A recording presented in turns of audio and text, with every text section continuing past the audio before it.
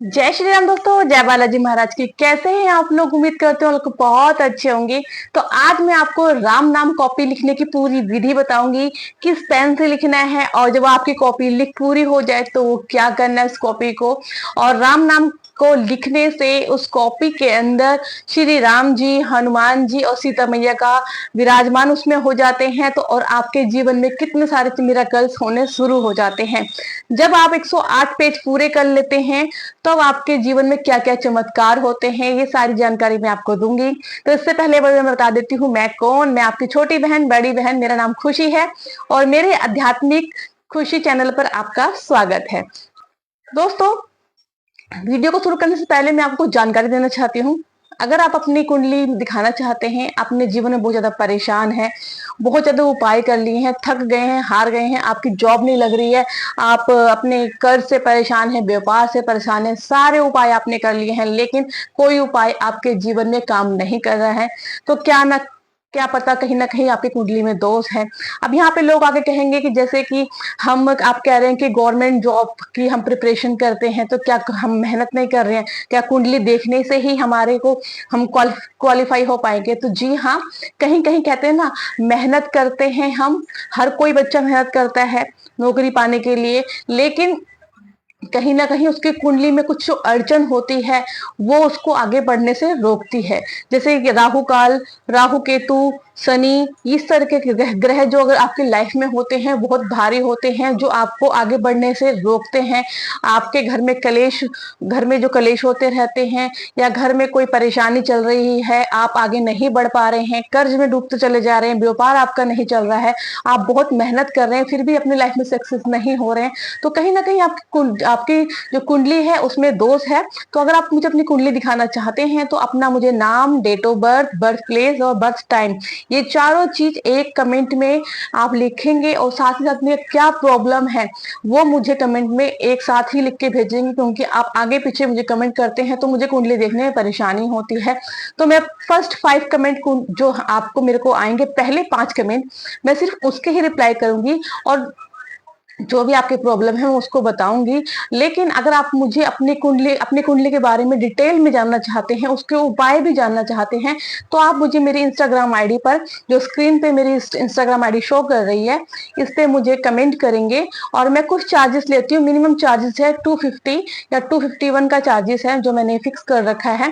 मैं आपको पूरी पूरी कुंडली की जानकारी भी दूंगी, साथ ही साथ उसके उपाय भी बताऊंगी, और किस प्रकार से आपको निकलना है, आपकी लाइफ में कौन कौन सी प्रॉब्लम चल रही है, मैं सारी आपको बताऊंगी। तो जो भी मेरे भाई बहन अपनी कुंडली दिखाना चाहते हैं तो मुझे इंस्टाग्राम आईडी पर मुझे कमेंट कर सकते हैं। तो चलिए वीडियो में हम आगे जानते हैं।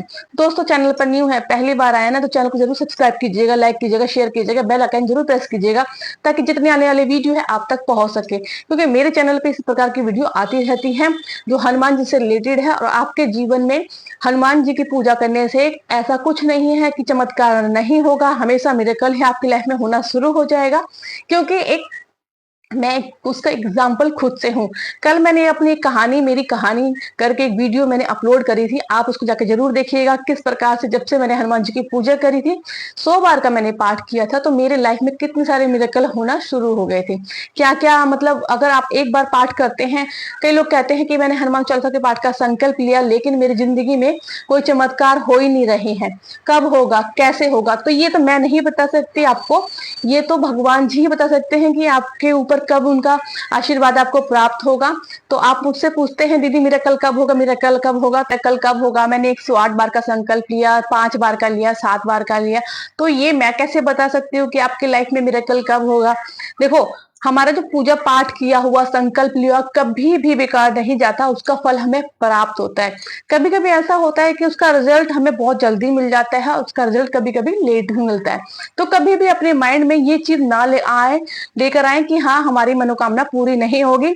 बस आपको, जैसे कि मैनिफेस्ट कहते हैं ना, मैनिफेस्ट किया तो आप फील करते रहे कि हाँ मेरी मनोकामना जरूर पूरी होगी।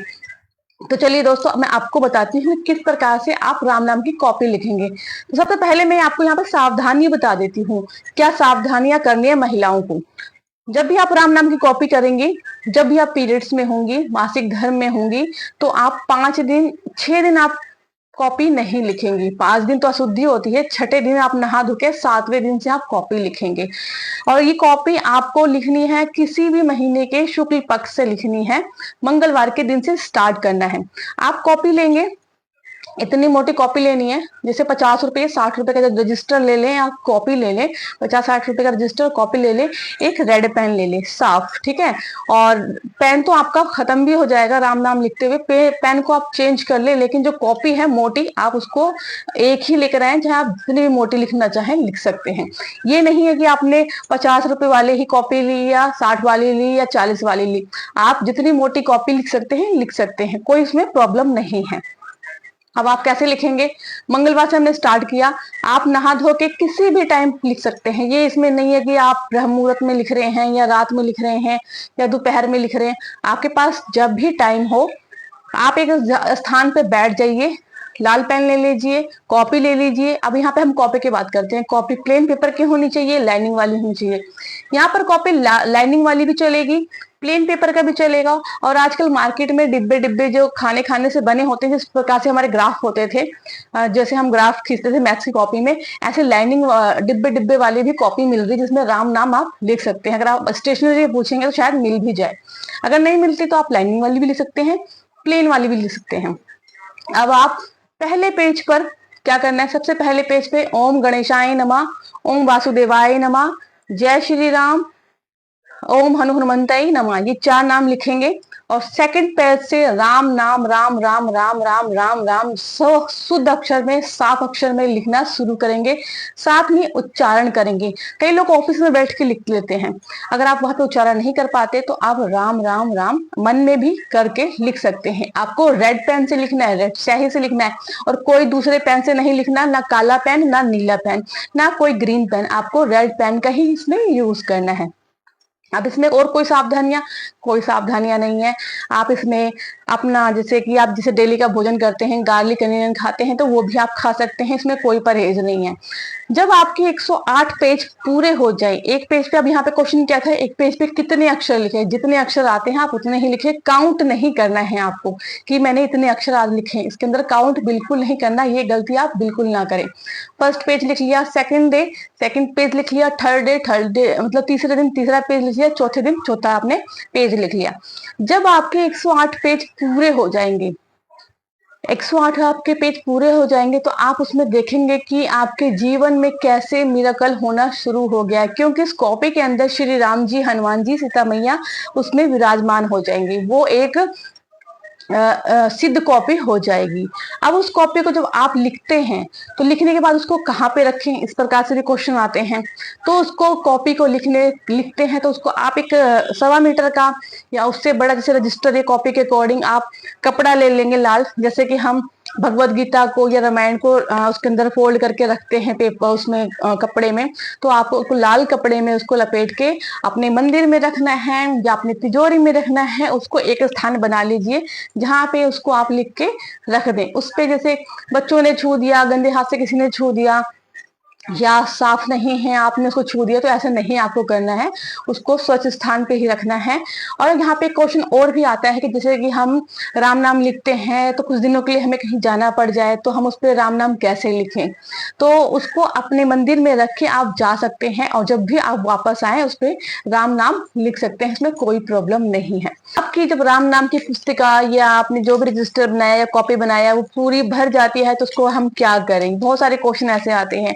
तो देखिए उस कॉपी को आप जब उसका आप पूरी भर जाए तो उसको आप अयोध्या में ले जाके वहां पर मंदिर में रख सकते हैं, या आप अयोध्या नहीं जा सकते तो आप किसी भी मंदिर में जाके उसको जाके रख सकते हैं। और अगर आप उसको अपनी तिजोरी में रखना चाहें तो वहां पे भी रख सकते हैं, लेकिन उसको आप मंदिर में रखिए आए तो ज्यादा अच्छा है, या अयोध्या में आपका कभी भी जाना हो तो आप वहां पे जरूर रखें। तो दोस्तों मुझे लगता है कि इस वीडियो में मैंने बहुत सिंपल तरीके से, इसी तरीके से आपको बताया है और आपको समझ में आ गया होगा। अब मैं आपको यहाँ पे मिरेकल्स बताती हूँ कि राम नाम की कॉपी जब हम लिखते हैं तो हमारे जीवन में क्या क्या चमत्कार होते हैं।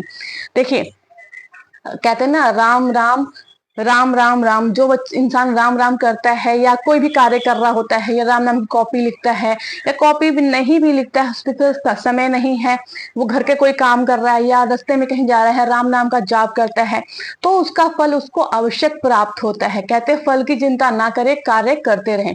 तो जो इंसान फल की चिंता नहीं करता, कार्य करता रहता, उसको फल जरूर मिलता है। और जो लोग सोचते हैं कि उनकी चीजों से कुछ नहीं होता, तो उनके साथ हमेशा कुछ नहीं होता। तो दोस्तों, वीडियो कैसी लगी? अगर आपको वीडियो अच्छी लगी हो तो एक बार लाइक से सब्सक्राइब जरूर कीजिएगा और कमेंट बॉक्स में जय श्री राम लिखना ना भूलिएगा। और मिलते हैं इसी प्रकार नेक्स्ट वीडियो में। जय श्री राम।